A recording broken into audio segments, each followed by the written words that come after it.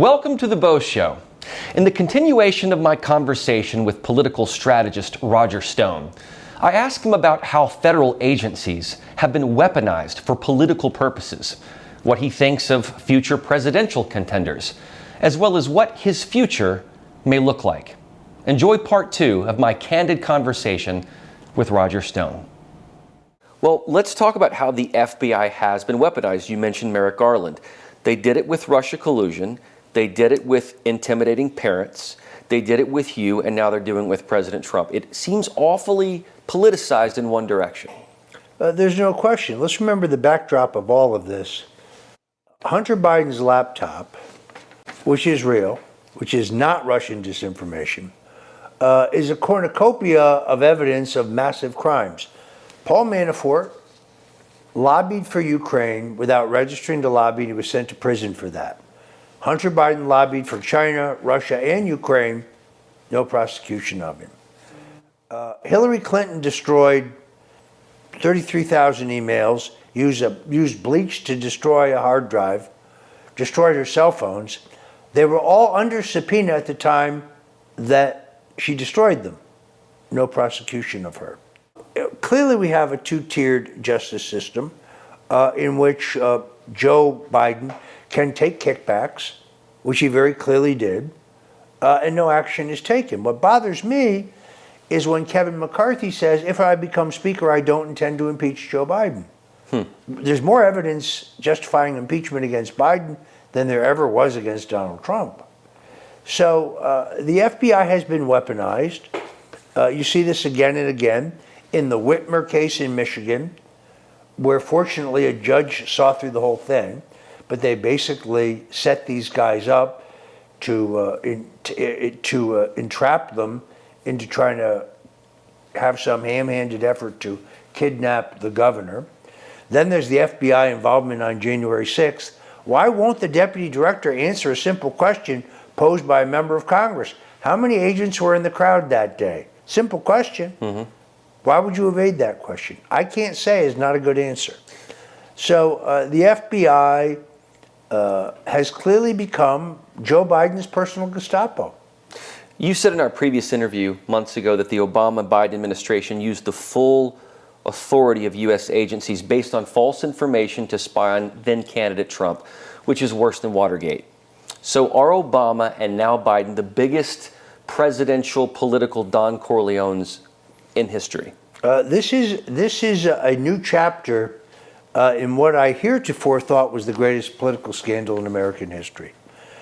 Watergate was carried out by a number of private citizens who were misguided, and it never actually bore any fruit because the wiretaps that they placed never worked. Right. We now know from documents declassified in the last 60 days, the CIA knew all about this in advance and they never did anything about it. Nick Ackerman, who's one of the Watergate prosecutors, knew that at the time, has lied about it for 30 years. Challenged him the other day. That was considered a constitutional crisis. The Senate Watergate hearings are very much like the January 6th committee hearings, totally one-sided. Senator Howard Baker of Tennessee was prevented from providing evidence of the CIA's knowledge and involvement in the plot. 5 of the 8 burglars are still on the CIA payroll, we now know. That was considered the biggest scandal of all time. But here, the Biden Justice Department, or more importantly, Barack Obama and Joe Biden, who's in the room, and urges them to use the Logan Act to try to entrap General Flynn, use the full authority of the American government and the capability of our intelligence agencies based on 2 documents, the Steele dossier and the CrowdStrikes report, which they both know are fraudulent. It is the use of the American governmental authority for strictly political purposes, and now this raid, I think, essentially just accentuates it.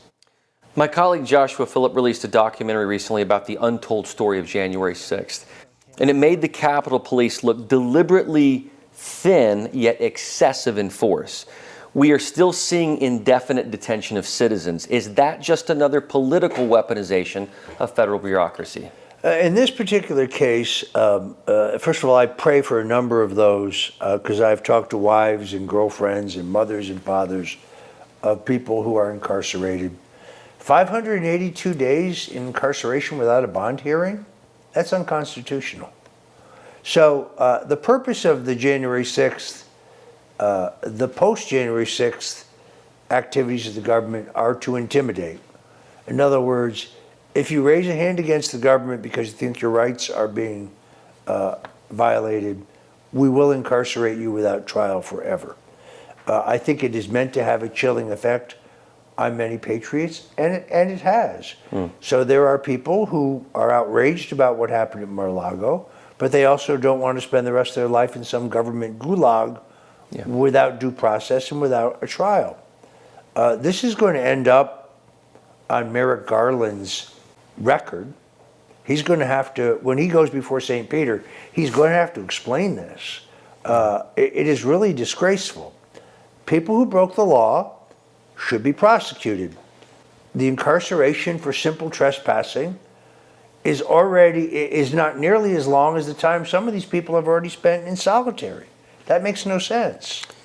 Well, I'm sure you know that Dinesh D'Souza released his election fraud documentary, 2,000 Mules. He witnessed thousands of people making multiple ballot dumps in the middle of the night. Do you expect any prosecution of those criminals? And do you think it gives Americans the proper understanding of how an election can be undermined? It was a very powerful documentary by Dinesh D'Souza, very effective.